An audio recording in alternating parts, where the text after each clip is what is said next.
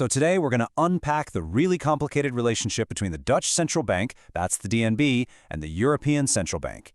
You might think this story starts in Amsterdam, but you'll see pretty quickly that these days it's pretty much all being written in Frankfurt. All right, let's dive right in with the big question, the one a lot of people in the Netherlands are asking. It really gets to the heart of what it means to be a country inside a monetary union. Well, look, the short answer? Yeah, in a lot of ways, it is. But, and this is a big but, that's not the whole story. Not even close. To really get what's going on, we have to look at what changed, and maybe even more important, what didn't. And wow, when you look at it like this, you can really see just how massive that shift in power has been. I mean, before the euro, DNB was totally in charge. They set their own interest rates, they managed the guilder, they were the masters of their own house, right? But today, all those huge core monetary decisions, they're made in Frankfurt. DNB's job is basically to carry out those orders. And it's not just interest rates. Even watching over the big Dutch banks is now handled directly by the ECB. But this is where it gets really interesting. Here's the twist. This whole idea of the Dutch central bank taking its cues from a bigger, more powerful bank in Germany, well, it's not new at all. The reality of how things worked before the euro is probably not what you think. So let's go back in time. Before there was a euro, there was the Dutch guilder. And you'd think the bank managing it was completely independent, right? Well, the answer might actually surprise you. Okay, so here's what happened. Back in 1971, the old global system kind of fell apart, and currencies just started floating all over the place. It was pretty chaotic. But in Europe, one currency started to become the big, stable anchor everyone clung to, the German Deutschmark. And it was so powerful that by 1983, the Netherlands made this huge decision to officially peg the guilder to it. And from that moment on, for all practical purposes, Dutch monetary policy just followed whatever Germany did. And this quote right here just nails it. It really gets to the heart of the matter. You see, in practice, DNB had already handed over its monetary independence way before the euro was even a thing. The Bundesbank, the German central bank, was pretty much the central bank for the Netherlands too. If Germany raised its interest rates on a Thursday, you can bet the Netherlands would do the exact same thing almost instantly. So this brings up a really big question, right? If the system was already working like this, with Germany calling the shots, why on earth would you go through all the trouble of creating a brand new currency and a whole new central bank? Well, the answer has almost nothing to do with economics. It's all about politics, and it's one of the biggest political deals of the entire 20th century. Yeah. See, the story of how the ECB was born isn't something you'd read in an economics textbook. Not at all. It's pure political drama playing out on the world stage at this incredibly pivotal moment in history. So, picture this. The Berlin Wall comes down. German Chancellor Helmut Kohl has one massive goal: reunify Germany.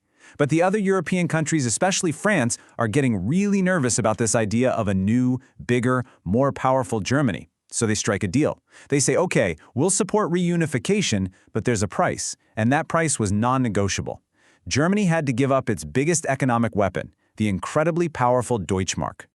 And Germany did it. They paid the price for unity. But they fought like crazy to shape the new institution that would replace their beloved Bundesbank. Their goal was to basically build a clone of the Bundesbank, the ECB. They wanted it to be fiercely independent, with one single all-important job: fight inflation and keep prices stable. They literally tried to bake their entire economic philosophy right into the treaties of Europe.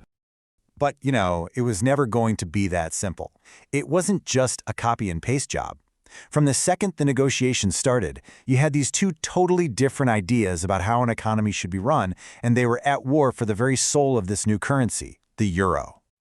Okay, so on one side, you had the German and the Dutch view. They were like, look, if you want to join this club, you have to prove you're disciplined. You have to meet these super strict rules on debt and inflation.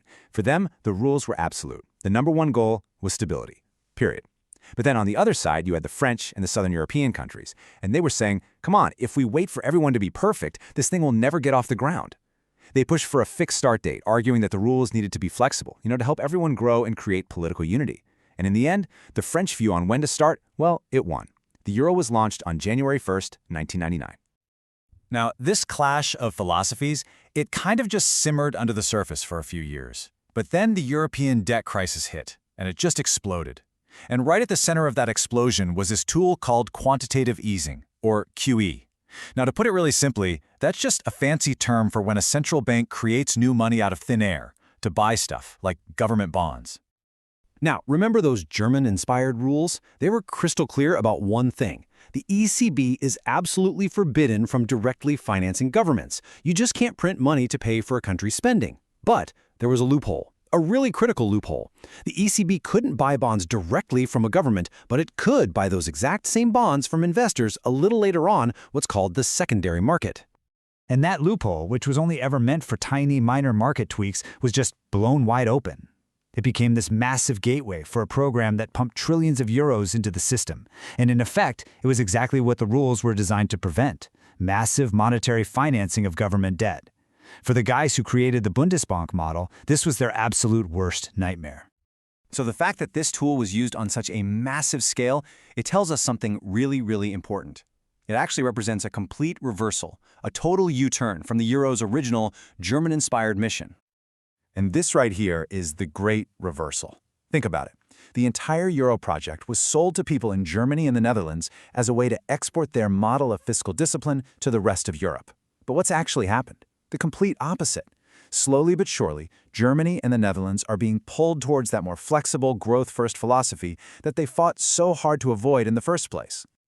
And look, this fundamental battle between the two philosophies, discipline versus flexibility, it is far from over. It's a fight that happens every single day inside the ECB's Governing Council.